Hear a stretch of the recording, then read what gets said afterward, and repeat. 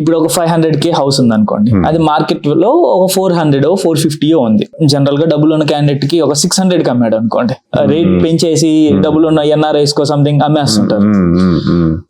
ఇక్కడ అలాంటివి ఏమన్నా జరుగుతాయా? Difference between our system and ఇక్కడ house price is very transparent.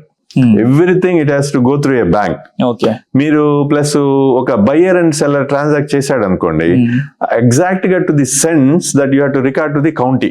Okay, so మీరు county records is a public database.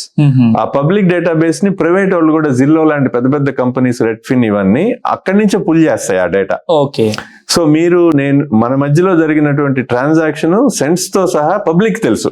Okay, public. Okay, ఈ హౌస్ నేను అంతకు ముందు బయర్ కొన్నాడు అనేది పబ్లిక్ డొమైన్ లో. ఎగ్జాక్ట్లీ. సో ఆ price transparency is a huge difference between our Indian system. So hopefully that will get mature to that level. So then only all the systems will happen.